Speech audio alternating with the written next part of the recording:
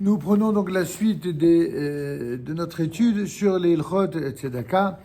Il est dit dans la Torah, Ve Hazak Tabo, c'est-à-dire qu'il faudra que tu le soutiennes. Comme on le verra, Maïmonide cite à la fin du verset 35 du chapitre 25 du Lévitique, qui dit la chose suivante: si ton frère vient à déchoir, si tu vois chanceler sa fortune, alors soutiens-le, fût-il étranger, nouveau venu, et qu'il vive avec toi. Le verbe traduit par soutiens-le. Tu forceras, c'est-à-dire en fin de compte, tu feras en sorte de forcer ton propre élan. Tu seras fort pour que lui aussi soit fort. Le choix, évidemment, de ce terme n'est pas anodin dans la Torah. Il vient nous dire que le texte ne se contente pas de dire « viens lui en aide ». L'objectif de la tzedaka, c'est pas de donner une sorte d'aide éphémère pour la forme ou pour se donner bonne conscience. Elle doit permettre à celui qui traverse un moment difficile, eh bien, d'être renforcé, de se retrouver en quelque sorte, de retrouver son autonomie et également de lui éviter de se laisser entraîner dans le cycle infernal de la déchéance sociale et morale.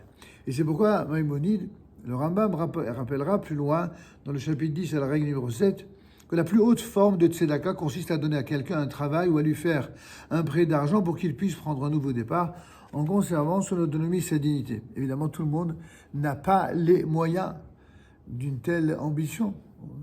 Beaucoup parmi nous souhaiterions certainement donner encore plus d'aide et plus de soutien à chaque personne qui est dans la difficulté. Il faut pour autant comprendre et savoir que si on a le devoir de venir en aide à celui qui est dans la difficulté, le premier qui doit apprendre à se battre pour se venir en aide lui-même, c'est celui qui est dans la difficulté. Car la Torah n'encourage pas du tout l'assistanat.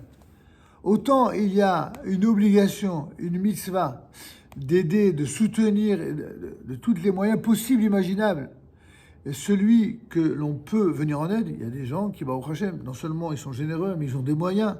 Ils bénéficient soit de moyens personnels, soit de moyens communautaires, soit tout le monde n'a pas la chance d'avoir dans sa main le moyen personnel ou le moyen associatif de venir en aide à. Et malgré tout, on voit bien que la plupart de ceux qui ont des responsabilités associatives, on ne les voit que lorsqu'ils demandent de l'aide, mais quand finalement on a besoin d'aide, on ne les voit pas toujours.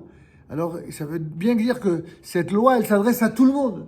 Elle s'adresse, c'est vrai, au particulier qui doit ouvrir son cœur, ouvrir sa main et venir en aide, soutenir et vraiment renforcer celui qui ainsi est dans la difficulté.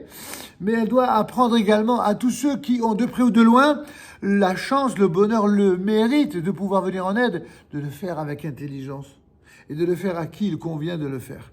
Ça, c'est un travail, un vrai travail, c'est une mitzvah comme toutes les mitzvahs de la Torah qui doit se faire avec bon sens et intelligence. Enfin, il faut bien sûr comprendre que chacun doit se sentir concerné par la mitzvah.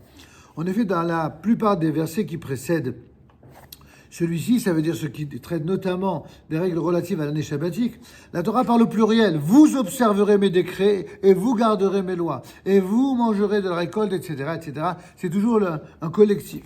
Le passage à la seconde personne dans le verset 39 que cite Maïmonide dans « Soutiens-le », alors que jusqu'à maintenant c'était quelque chose de collectif, comme si c'était l'obligation d'une collectivité qui doit venir en aide à celui qui est dans la difficulté.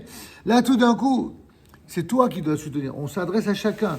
C'est ainsi expliqué par le Rabbi Moshe Alsher, dont je vous rappelle qu'il est né en 1520 et il est décédé en 1593, donc il est décédé assez jeune. Et c'était le fameux Rav de Tzfat, de Safed, auteur notamment de son ouvrage sur la Torah, le commentaire qui s'appelle Torah de Moshe. Et il dit comme cela: quand un homme est sollicité par un pauvre, alors il est tenté d'abord de s'en désintéresser en disant bon, que d'autres lui viendront en aide ou que c'est l'affaire des responsables communautaires et non la sienne à lui personnellement. Et c'est pourquoi la Torah s'adresse justement à la deuxième personne du singulier individuellement à chacun, contrairement au verset précédent. Comme pour lui dire attention, quand quelqu'un te demande de l'aide, va pas dire va voir le président, va voir le trésorier, va voir le rabbin. Eux, ils savent qu'il faut le faire. Mais la demande d'aide, elle est individuelle. Elle est chacun. Chacun, évidemment, regarde ses possibilités. Ce devoir s'adresse à chacun, à toi personnellement.